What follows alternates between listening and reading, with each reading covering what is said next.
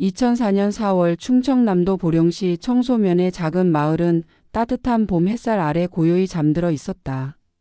오서산 자락에 자리 잡은 이 마을은 51가구 107명의 주민이 살아가는 작고 평화로운 곳이었다.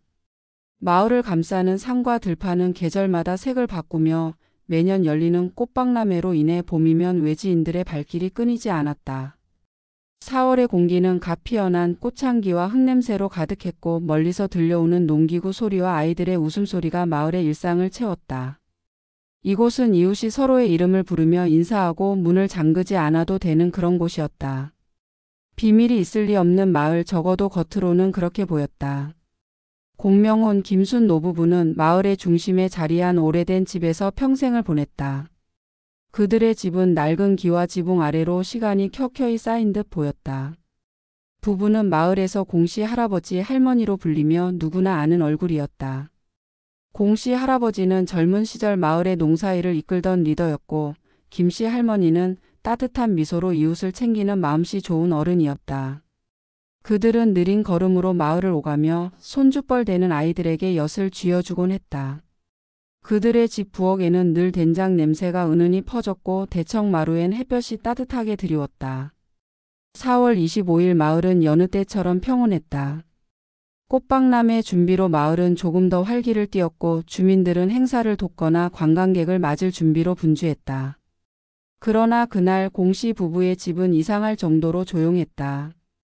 늘 아침이면 문을 열고 마당을 쓸던 김씨 할머니의 모습이 보이지 않았다. 이웃들은 처음엔 대수롭지 않게 생각했다. 나이 드신 분들이니 좀 늦게 일어나셨겠지. 하지만 해가 중천에 뜰 때까지 집은 고요했고 마당엔 아무 기척도 없었다. 같은 날 마을 아래쪽 공씨 부부의 집에서 100m쯤 떨어진 곳에 사는 박혜자 씨의 집에서도 이상한 일이 벌어졌다. 박 씨는 마을에서 성실하기로 소문난 여인이었다. 그녀는 남편 천남수 씨와 함께 농사를 지으며 살아왔지만 최근 몇 년간 두 사람의 사이는 냉랭했다. 천 씨는 마을 밖에서 오랜 세월을 보내다 1년 전 고향으로 돌아왔고 그의 귀향은 마을에 적잖은 소문을 낳았다. 박 씨는 그런 남편을 외면하듯 홀로 집안일을 꾸려갔다. 그날 아침 박 씨는 화장실 앞에서 쓰러진 채 발견되었다. 이웃이 이상함을 느끼고 달려갔을 때 그녀는 이미 숨을 거둔 뒤였다. 얼굴은 창백했고 입가엔 미세한 거품이 맺혀 있었다. 다음 날 4월 26일 아침 공씨 부부의 집을 찾은 이웃은 끔찍한 광경과 마주했다. 공씨 할아버지와 김씨 할머니가 대청마루에 나란히 쓰러져 있었다. 두 사람 모두 숨을 쉬지 않았다. 마을은 순식간에 충격에 휩싸였다. 이게 무슨 일이야? 이웃들은 당황하며 서로를 바라보았다. 3명의 죽음, 그것도 하루 차이로 일어난 이 사건은 마을의 평온을 산산이 깨뜨렸다. 처음엔 노안이나 사고사로 여겨졌다. 공씨 부부는 나이도 많았고 박 씨도 건강이 좋지 않았던 터라 마을 사람들은 슬픔 속에서도 납득하려 했다. 하지만 곧 이 죽음들이 단순한 우연이 아니라는 사실이 드러나기 시작했다. 경찰이 마을에 도착했을 때 마을은 이미 소문으로 술렁였다. 공씨 부부의 집은 초라한 가운데에서도 정갈했다. 부엌에는 된장국이 담긴 냄비가 식은 채 놓여 있었고 마루에는 두 노인이 쓰러진 자리만 덩그러니 남아 있었다. 경찰은 집 안을 꼼꼼히 살폈다. 그러던 중 부엌 한쪽 구석에서 구겨진 신문지에 쌓인 작은 병 2개가 눈에 띄었다. 피로의 복제였다. 병 옆에는 검은 사인펜으로 휘갈겨 쓴 메모가 있었다. 피로의 복제 드시라고 두고 갑니다. 글씨는 서툴렀고 받침이 빠진 단어들이 눈에 띄었다. 경찰은 이 메모를 증거물로 수거하며 무언가 이상하다는 느낌을 받았다. 한편 박 씨의 집에서도 수사가 진행되었다. 그녀가 쓰러진 화장실 앞에는 별다른 흔적이 없었다. 음식이나 물잔, 그녀가 만졌을 법한 물건들에서도 특이점은 발견되지 않았다. 하지만 부검 결과는 모두를 놀라게 했다. 공씨 부부와 박 씨의 혈액과 위 내용물에서 치사량의 시아나이온, 즉 청산염이 검출된 것이다. 눈꺼풀 결막의 점출혈, 기도에 맺힌 소량의 포말, 위장 점막의 출혈 흔적 모두 청산염 중독의 전형적인 증상이었다. 이웃들은 경악했다. 청산가리라니 그게 이 마을에 왜? 독극물로 3명이 죽었다는 사실은 마을을 공포로 몰아넣었다. 이건 사고가 아니었다. 누군가 의도적으로 저지른 짓이었다.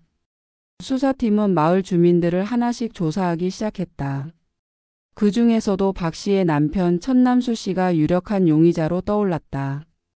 천 씨는 마을에서 외톨이로 지냈다. 40여 년 전 그는 공 씨와 동업하며 농사를 지었지만 사업이 망하며 마을을 떠났다. 타지에서 다른 여자와 동거하며 가정을 파탄낸 그는 1년 전 마을로 돌아와 또다시 소문을 일으켰다. 그는 20살 연하의 내연녀를 마을로 데려왔고 이로 인해 박 씨와의 관계는 더욱 악화되었다. 공 씨 부부도 천 씨의 행동을 못마땅해 하며 내연녀와의 관계를 정리하라고 잔소리를 했던 것으로 알려졌다. 천 씨는 그들의 잔소리를 귀엽게 받아들이는 대신 점점 더 고립되었다. 경찰은 천 씨의 행동을 면밀히 살폈다.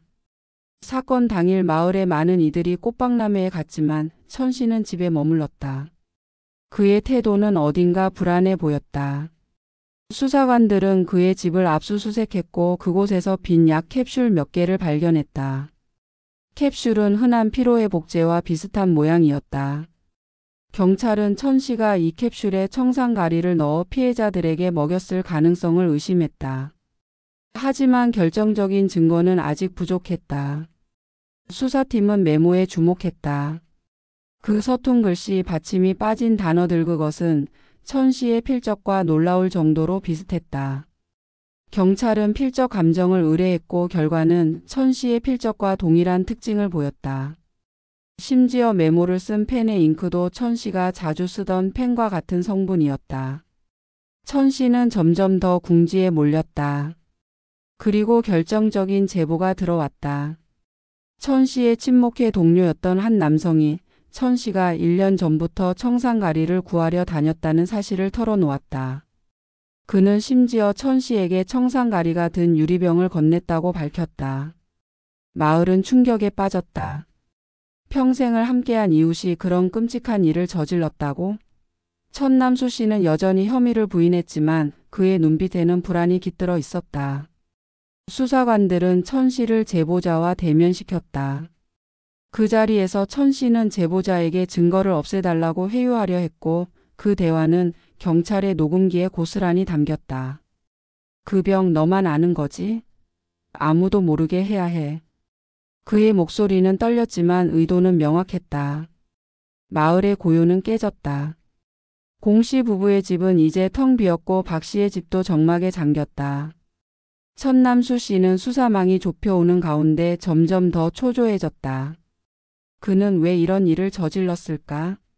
내연녀와의 새 삶을 꿈꾼 걸까 아니면 오랜 원한이 그를 몰아붙인 걸까? 수사팀은 진실을 파헤치기 위해 더 깊이 파고들었다. 이 사건은 단순한 살인이 아니었다. 그것은 마을의 신뢰와 평화를 뿌리째 흔드는 비극이었다. 청소면의 작은 마을은 더 이상 예전의 평온을 찾을 수 없었다. 공명훈과 김순 노부부 그리고 박혜자의 죽음은 마을 사람들의 마음에 깊은 상처를 남겼다. 2004년 4월 말 마을은 소문과 두려움으로 뒤덮였다.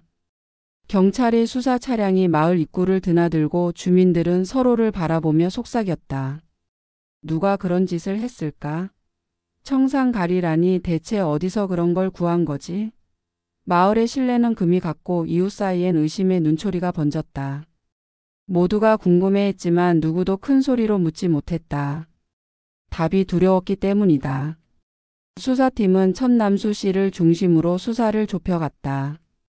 천 씨는 마을에서 외톨이로 지내며 그의 과거는 이미 주민들 사이에서 이야깃거리가 되어 있었다. 40여 년 전 천 씨는 공 씨와 동업하며 농사를 지었지만 사업이 망하면서 마을을 떠났다. 그는 타지에서 다른 여자와 동거하며 가정을 벌였고 그의 아내 박혜자는 홀로 마을에 남아 힘겹게 살아갔다. 1년 전 천 씨가 다시 마을로 돌아왔을 때 주민들은 반가움보다는 경계심을 느꼈다. 특히 그가 20살 연하의 내연녀를 데려오자 마을은 소문으로 들끓었다. 저 나이에 무슨 생각으로 저런 여자를 데려왔대? 박 씨가 불쌍하다 저런 남편을 두고. 박 씨는 남편의 귀환을 받아들이지 않았다. 그녀는 천 씨를 차갑게 대했고 집 안에서도 두 사람은 거의 말을 섞지 않았다. 공 씨 부부도 천 씨의 행동을 탐탁지 않게 여겼다. 공 씨 할아버지는 천 씨와 오랜 동업자였지만 그의 무책임한 삶을 비판하곤 했다. 남수야 정신 차려. 저 여자랑 뭘 하겠다고 그러는 거야? 김 씨 할머니도 가세했다. 혜자 씨가 얼마나 속상하겠어? 제발 그 여자랑 정리하고 제대로 살아. 이 잔소리는 천 씨에게는 날카로운 칼날 같았다. 그는 마을에서 점점 더 고립되었고 그의 눈빛은 어두워졌다. 수사관들은 천 씨의 이런 배경을 파헤치며 그의 동기를 추측하기 시작했다. 아내와 공 씨 부부가 천 씨에게 방해가 되었을 가능성이 크다. 수사팀의 한 형사는 메모를 적으며 말했다. 이건 우발적인 범죄가 아니야. 계획적이다. 경찰은 천 씨의 집을 다시 샅샅이 뒤졌다. 그의 집은 마을에서도 외진 곳에 자리 잡고 있었다. 낡은 목조집은 세월의 흔적이 묻어 있었고 마당에는 잡초가 무성했다. 압수수색 중 경찰은 부엌 찬장에서 빈 약 캡슐 몇 개를 발견했다. 캡슐은 흔히 약국에서 파는 피로회복제와 비슷한 모양이었다. 이 캡슐에 뭘 넣었을까? 형사들은 서로를 바라보며 같은 생각을 했다. 청산가리. 하지만 캡슐은 이미 비어 있었고 그 안에 무엇이 들어 있었는지 직접적인 증거는 없었다. 그래도 이 발견은 천 씨를 더욱 의심스럽게 만들었다. 수사팀은 공 씨 부부의 집에서 발견된 메모에 주목했다. 구겨진 신문지에 쌓인 피로회복제 병과 함께 있던 그 메모는 사건의 중요한 단서였다. 피로회복제 드시라고 두고 갑니다. 짧은 문장이었지만 글씨는 서툴렀고 받침이 빠진 단어들이 눈에 띄었다. 드시라고 대신 드시라고 갑니다. 대신 갑니다. 라고 적혀 있었다. 경찰은 이 메모를 필적 감정 전문가에게 보냈다. 며칠 뒤 결과가 돌아왔다. 메모의 글씨는 천 씨가 평소 쓰던 필적과 놀라울 정도로 비슷했다. 특히 받침을 생략하는 습관과 글씨의 획이 일치했다. 게다가 메모를 쓴 검은 사인펜의 잉크는 천 씨가 자주 쓰던 펜과 동일한 성분이었다. 이건 우연이 아니야. 수사팀장은 확신에 찬 목소리로 말했다. 하지만 결정적인 증거는 아직 부족했다. 청산가리가 어디서 왔는지 어떻게 피해자들에게 전달되었는지 명확하지 않았다. 수사팀은 마을 주민들을 상대로 탐문을 계속했다. 그러던 중 천 씨의 친목회 동료였던 김영철 씨가 중요한 제보를 내놓았다. 김 씨는 마을에서 조용히 지내는 노인으로 천 씨와 오랜 친분이 있었다. 그는 경찰에 찾아와 떨리는 목소리로 말했다. 남수 씨가 작년에 저한테 청산가리를 구할 수 있냐고 물었어요. 저는 농사 지을 때 쓰던 걸 아직 가지고 있었거든요. 그래서 유리병에 담긴 걸 건네줬습니다. 이 제보는 수사의 전환점을 가져왔다. 김 씨는 청산가리가 든 유리병을 천 씨에게 건넨 시점을 정확히 기억했다. 작년 가을 10월쯤이었어요. 남수 씨가 농약이라도 쓰려나 했죠. 설마 사람한테 쓰려는 줄은 몰랐습니다. 경찰은 김영철 씨를 천 씨와 대면시켰다. 대면은 비밀리에 진행되었고 천 씨의 반응을 녹음하기 위해 마이크가 설치되었다. 천 씨는 김 씨를 보자마자 불안한 기색을 보였다. 영철아, 그 병 얘기는 아무한테도 하지 마. 우리 둘만 아는 거야. 그의 목소리는 다급했다. 경찰이 물어도 모른다고 해. 부탁이다. 김 씨는 고개를 숙인 채 대답하지 않았다. 이 대화는 모두 녹음되었고 수사팀은 천 씨가 증거를 인멸하려 했다는 확실한 증거를 손에 넣었다. 이제 거의 다 왔어. 수사팀장은 녹음기를 들으며 미소를 지었다. 이자는 도망칠 곳이 없어. 한편 마을 주민들은 점점 더 불안해졌다. 천 씨가 용의자로 지목되었다는 소문이 퍼지자 그의 집 앞을 지나던 사람들은 고개를 돌렸다. 설마 남수 씨가? 그렇게까지 나쁜 사람은 아니었는데 하지만 공 씨 부부와 박 씨를 아는 이들은 분노를 감추지 못했다. 특히 박 씨의 친척들은 천 씨를 향해 날선 비난을 쏟아냈다. 혜자 씨가 얼마나 힘들게 살았는데 저런 남편 때문에 마을 회관에서 열린 주민 모임에서는 천 씨를 둘러싼 이야기가 끊이지 않았다. 누군가는 그의 내연녀를 비난했고 누군가는 공 씨 부부의 죽음을 애도하며 눈물을 흘렸다. 수사팀은 천 씨의 동기를 더 깊이 파고들었다. 그의 내연녀 이수진 49세은 마을에서 낯선 존재였다. 그녀는 천 씨와 함께 마을 외곽의 작은 집에서 지냈고 주민들과 거의 교류하지 않았다. 수사관들은 그녀를 불러 조사했지만 이 씨는 천 씨의 범행에 대해 전혀 모른다고 주장했다. 저는 그냥 남수 씨랑 같이 살았을 뿐이에요. 무슨 일이 있었는지 몰라요. 하지만 그녀의 말투에는 어딘가 불안한 그림자가 드리워져 있었다. 수사팀은 천 씨가 이수진과 새로운 삶을 시작하기 위해 아내와 공 씨 부부를 제거하려 했다고 추측했다. 그는 방해가 되는 모든 걸 없애고 싶었을 거야. 형사 중 한 명이 말했다. 그게 그의 유일한 출구였겠지. 수사는 점점 더 천 씨를 올가매는 그물처럼 조여갔다. 하지만 여전히 의문은 남아 있었다. 청산가리는 어떻게 캡슐에 들어갔을까? 천 씨는 피해자들에게 어떻게 그걸 먹였을까? 그리고 무엇보다 왜 하필 공 씨 부부까지 노렸을까? 마을의 고요는 이제 완전히 사라졌다. 대신 의심과 두려움이 마을을 뒤덮었다. 천남수 씨는 경찰서 유치장에 갇힌 채 자신의 운명을 기다리고 있었다. 하지만 그의 침묵은 진실을 덮을 수 없었다. 수사팀은 마지막 퍼즐 조각을 찾기 위해 더 깊이 파고들 준비를 하고 있었다. 청소면 마을은 이제 침묵 속에 잠겨 있었다. 2004년 5월 초 공명훈, 김순, 박혜자의 죽음은 마을 사람들의 가슴에 잊을 수 없는 상흔을 남겼다. 경찰의 수사 차량이 마을을 드나드는 모습은 이제 익숙해졌지만 주민들의 불안은 가라앉지 않았다. 천남수 씨가 유력한 용의자로 지목되었다는 소문은 마을 전체로 퍼졌고 그의 집은 마치 저주받은 장소처럼 외면당했다. 이웃들은 그의 집 앞을 지나며 고개를 돌렸고 아이들은 그 집 근처에서 놀지 말라는 부모의 당부를 들었다. 마을 회관에서는 여전히 속삭임이 끊이지 않았다. 남수 씨가 정말 그랬을까? 청산가리라니 대체 어떻게 그런 걸 그러나 누구도 확실한 답을 내놓지 못했다. 진실은 아직 안개 속에 가려져 있었다. 수사팀은 천남수 씨를 중심으로 수사의 고삐를 바짝 조였다. 그의 집에서 발견된 빈 약 캡슐, 공 씨 부부의 집에서 찾은 메모, 그리고 친목회 동료 김영철 씨의 제보는 천 씨를 점점 더 궁지에 몰아넣었다. 하지만 경찰은 여전히 결정적인 증거 청산가리가 어떻게 피해자들에게 전달되었는지를 찾지 못하고 있었다. 수사팀장은 회의실에서 팀원들을 모아놓고 말했다. 우린 이미 천 씨가 청산가리를 구했다는 증거를 확보했어.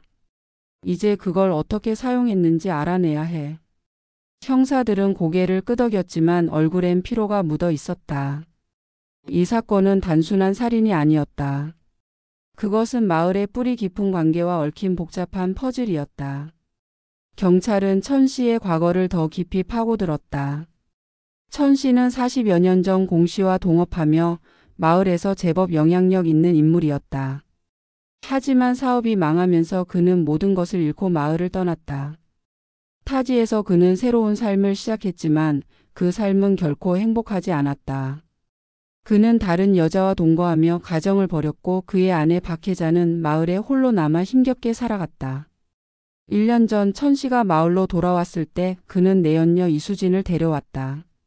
이수진은 마을에서 낯선 존재였다. 그녀는 천 씨와 함께 외진 집에서 지냈고 주민들과 거의 교류하지 않았다. 박 씨는 남편의 귀환과 내연녀의 존재를 받아들이지 않았다. 그녀는 천 씨를 차갑게 대했고 두 사람은 같은 집 안에서도 낯선 사람처럼 지냈다. 공 씨 부부와 천 씨의 관계도 주목할 만했다. 공 씨 할아버지는 천 씨의 옛 동업자였지만 그의 무책임한 행동을 비판했다. 남수야, 이제라도 정신 차려. 혜자 씨가 얼마나 고생했어? 김 씨 할머니도 마찬가지였다. 저런 여자를 데리고 와서 마을 망신시키는 거야? 이 잔소리는 천 씨에게는 견딜 수 없는 압박이었다. 수사팀은 천 씨가 박 씨와 공 씨 부부를 자신의 새로운 삶을 방해하는 장애물로 여겼을 가능성을 의심했다. 그는 아내와 공 씨 부부가 사라지면 모든 문제가 해결될 거라고 생각했을 거야. 한 형사가 메모를 적으며 말했다. 그게 그의 동기야. 수사팀은 천 씨의 내연녀 이수진을 다시 소환했다. 이수진은 마른 체구에 말이 적은 여인이었다. 그녀는 천 씨와의 관계를 묻는 질문에 짧게 대답했다. 저는 그냥 남수 씨랑 같이 살았어요. 무슨 일이 있었는지 몰라요. 하지만 그녀의 눈빛은 불안으로 흔들렸다. 수사관들은 그녀가 천 씨의 범행을 전혀 몰랐다고 보기 어려웠다. 이수진이 공범일 가능성은? 한 형사가 물었다. 팀장은 고개를 저었다. 그녀가 직접 관여했다는 증거는 없어. 하지만 천 씨가 그녀를 위해 이 모든 걸 저질렀을 가능성은 크지. 이수진은 결국 더 이상의 정보를 주지 않았고 수사팀은 다시 천 씨에게 초점을 맞췄다. 결정적인 단서는 뜻밖의 곳에서 나왔다. 경찰은 천 씨의 집에서 발견된 빈 캡슐을 분석했다. 캡슐은 흔한 피로회복제와 비슷한 모양이었지만 내부에 미세한 잔여물이 남아 있었다. 실험실 분석 결과 그 잔여물에서 극소량의 시아나이온이 검출되었다. 이거야. 수사팀은 흥분을 감추지 못했다. 캡슐은 천 씨가 청산가리를 피해자들에게 먹인 도구일 가능성이 높았다. 경찰은 천 씨가 공 씨 부부의 집에 피로회복제를 두고 간 척하며 캡슐에 청산가리를 넣었을 거라고 추측했다. 박 씨의 경우도 비슷했을 것이다. 그녀는 남편이 건넨 약을 의심 없이 먹었을 가능성이 컸다. 수사팀은 천 씨를 다시 신문했다. 유치장 안 천 씨는 창백한 얼굴로 앉아 있었다. 그의 손은 미세하게 떨렸고 눈은 바닥을 향했다. 남수 씨, 더 이상 숨길 게 없어요. 캡슐에서 청산가리 흔적이 나왔습니다. 메모도 당신 필적이 맞고. 형사의 목소리는 단호했다. 천 씨는 입을 굳게 다물었다. 모른다는 말만 반복했다. 하지만 그의 침묵은 이미 깨진 방패였다. 경찰은 김영철 씨의 제보를 바탕으로 청산가리의 출처를 추적했다. 김 씨가 건넨 유리병은 20년 전 농사에 쓰던 것이었지만 밀폐된 상태로 보관되어 독성이 유지된 것으로 보였다. 전문가의 소견에 따르면 청산가리는 적절히 보관되면 오랜 시간이 지나도 치명적인 독성을 잃지 않을 수 있었다. 수사팀은 천 씨의 심리를 압박했다. 당신이 김영철 씨에게 증거를 없애달라고 한 대화 다 녹음했어요. 이제 끝입니다. 천 씨의 얼굴이 굳었다. 그는 잠시 멈칫하더니 결국 고개를 숙였다. 내가 잘못했어요. 그의 목소리는 갈라졌다. 하지만 그는 여전히 범행의 전말을 모두 털어놓지 않았다. 왜 공 씨 부부까지 노린 겁니까? 형사의 질문에 그는 대답하지 않았다. 그의 침묵은 수사팀을 답답하게 했지만 이미 증거는 충분했다. 마을은 천 씨의 체포 소식에 다시 한번 술렁였다. 남수 씨가 정말 그랬다니 혜자 씨가 불쌍해. 그런 남편 때문에 주민들은 분노와 슬픔을 동시에 느꼈다. 공 씨 부부의 집은 여전히 텅 비어 있었고 그들의 마당에 핀 꽃들은 이제 시들어가고 있었다. 박 씨의 친척들은 천 씨를 향해 저주를 퍼부었다. 저런 인간은 용서받을 자격이 없어. 마을 회관에서 열린 모임은 애도의 자리로 변했다. 주민들은 촛불을 들고 세 사람을 기리며 기도했다. 수사팀은 마지막 퍼즐 조각을 맞추기 위해 노력했다. 청산가리가 캡슐에 담겨 피해자들에게 전달되었다는 가설은 설득력이 있었지만 천 씨가 어떻게 그들을 설득해 약을 먹게 했는지는 여전히 미스터리였다. 공 씨 부부는 천 씨를 믿었을 거야. 옛 동업자였으니까. 한 형사가 말했다. 박 씨는 남편이니 의심하지 않았겠지. 수사팀은 천 씨가 피해자들의 신뢰를 이용했다고 결론 내렸다. 그는 피로의 복제라는 명목으로 캡슐을 건넸고 피해자들은 아무 의심 없이 그것을 삼켰다. 천남수 씨는 결국 살인 혐의로 기소되었다. 그의 재판은 마을을 넘어 전국적인 관심을 끌었다. 조용했던 청소년은 이제 끔찍한 범죄의 무대로 기억되었다. 수사팀은 천 씨의 유죄를 확신했지만 재판은 그리 간단하지 않을 터였다. 청산가리의 독성 캡슐의 사용, 메모의 필적 모든 증거가 천 씨를 가리켰지만 그의 변호사는 치밀하게 반박할 준비를 하고 있었다. 마을은 숨을 죽이고 재판의 결과를 기다렸다. 진실은 이제 법정에서 드러날 것이었다. 청소년 마을은 여전히 무거운 침묵에 잠겨 있었다. 2004년 여름 천남수 씨의 체포 소식은 마을을 넘어 충청남도 전역에 퍼졌다. 공명훈, 김순, 박혜자의 죽음은 더 이상 마을의 비극에 그치지 않았다. 지역 신문들은 보령 청산가리 연쇄 살인 사건이라는 제목으로 연일 기사를 쏟아냈고 마을 주민들은 외지에서 몰려든 기자들의 카메라 앞에서 고개를 숙였다. 이런 일이 우리 마을에서 일어날 줄 누가 알았겠어? 한 주민은 한숨을 내쉬며 말했다. 마을의 평화는 산산이 부서졌고 남은 것은 분노와 슬픔뿐이었다. 천남수 씨는 대전지방검찰청에 기소되어 재판을 기다리고 있었다. 그의 혐의는 명확했다. 3건의 살인, 그것도 치밀하게 계획된 청산가리 중독에 의한 범행이었다. 경찰은 천 씨의 집에서 발견된 빈 캡슐, 공 씨 부부의 집에서 찾은 메모, 김영철 씨의 제보 그리고 녹음된 증거 인멸 시도까지 모든 증거를 체계적으로 정리해 검찰에 넘겼다. 하지만 천 씨는 여전히 침묵을 지켰다. 그는 신문에서 모른다는 말만 반복했고 변호사는 그의 무죄를 주장하며 치밀한 방어 전략을 준비했다. 마을 사람들은 법정에서 진실이 밝혀지길 간절히 바랐다. 첫 재판은 대전지방법원에서 열렸다. 법정은 방청객으로 가득 찼다. 공 씨 부부의 자녀들, 박 씨의 친척들 그리고 마을 주민 몇몇이 자리를 지켰다. 천 씨는 수갑을 찬 채 법정에 들어섰다. 그의 얼굴은 창백했고 눈은 여전히 바닥을 향했다. 검사는 천 씨의 범행을 조목조목 설명했다. 피고인 천남수는 자신의 아내 박혜자와 공명훈, 김순 부부를 제거하기 위해 청산가리를 사용했습니다. 그는 피해자들의 신뢰를 이용해 피로의 복제라는 명목으로 독극물을 먹였습니다. 검사는 공 씨 부부의 집에서 발견된 메모의 필적 감정 결과와 빈 캡슐에서 검출된 청산가리 흔적을 강조했다. 이 모든 증거는 피고인의 계획적인 범행을 명백히 보여줍니다. 천 씨의 변호사는 반박에 나섰다.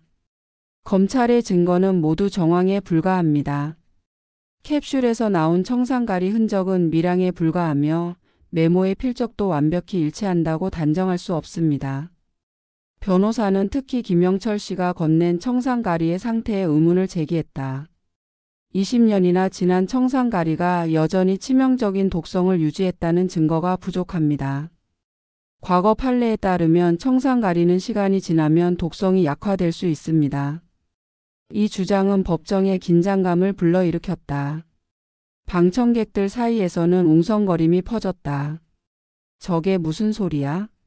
그럼 독이 아니었다는 거야? 박 씨의 오빠가 분노에 찬 목소리로 속삭였다. 검찰은 이에 맞서 전문가 증인을 소환했다. 화학 전문가는 청산가리의 특성을 설명하며 밀폐된 유리병에 보관된 청산가리는 적절한 조건 하에서 독성을 영구히 유지할 수 있다고 증언했다. 그는 김영철 씨가 건넨 유리병이 잘 밀봉된 상태였다면 20년이 지난 후에도 치명적일 수 있다고 강조했다. 이 증언은 변호사의 주장을 약화시켰다. 하지만 변호사는 또 다른 카드를 꺼냈다. 피고인이 피해자들에게 약을 먹였다는 직접적인 증거는 없습니다. 누가 그 캡슐을 먹였는지 어떻게 먹였는지 검찰은 이를 입증하지 못했습니다. 법정은 팽팽한 긴장 속에서 첫 재판을 마무리했다. 1심 선고 날 법원은 천 씨에게 무기징역을 선고했다. 피고인의 범행은 계획적이고 잔혹하며 마을 공동체에 심대한 피해를 입혔다. 판사는 엄중한 목소리로 판결문을 낭독했다. 방청객들은 안도의 한숨을 내쉬었지만 공씨 부부의 자녀들은 눈물을 흘렸다. 아버지, 어머니 이제라도 편히 쉬세요. 박 씨의 친척들은 천 씨를 노려보며 분노를 사겼다. 하지만 천 씨는 여전히 무표정했다. 그는 즉시 항소했다. 그의 변호사는 증거가 충분하지 않다며 2심에서 더 강하게 싸울 것을 다짐했다. 2심은 더욱 치열했다. 변호사는 청산가리의 독성 문제와 캡슐의 전달 경로를 집요하게 파고들었다. 하지만 검찰은 새로운 증거를 제시했다. 천 씨의 집에서 발견된 또 다른 빈 캡슐에서 미세한 청산가리 잔여물이 추가로 검출된 것이다. 이는 천 씨가 다량의 캡슐을 준비했음을 시사했다. 게다가 천 씨가 김영철 씨에게 증거인멸을 시도한 녹취록은 그의 유죄를 더욱 명확히 했다. 2심 재판부는 천 씨의 항소를 기각하고 오히려 더 무거운 형을 선고했다. 사형이었다.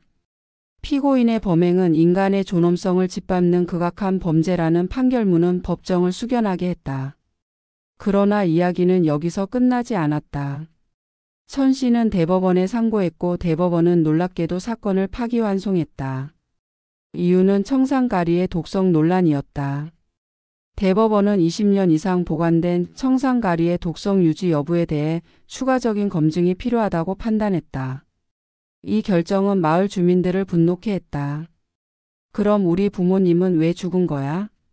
공 씨의 아들이 법원 앞에서 울부짖었다.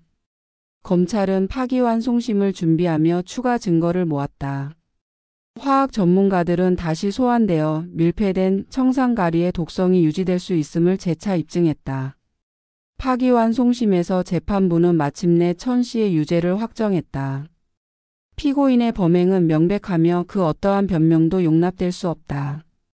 최종 선고는 무기징역이었다.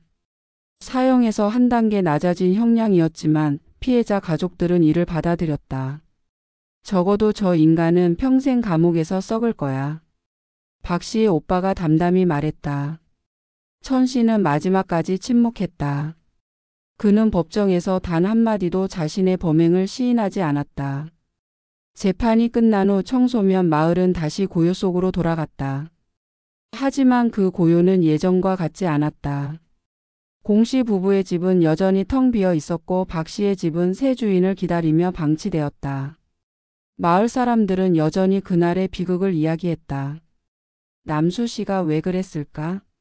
그의 마음속엔 도대체 뭐가 있었던 걸까? 답은 천 씨의 침묵 속에 묻혀 있었다. 하지만 한 가지 분명한 것은 그의 범행이 마을의 신뢰와 평화를 영원히 앗아갔다는 사실이었다. 마을은 이제 새로운 봄을 기다리며 상처를 치유하려 애썼다.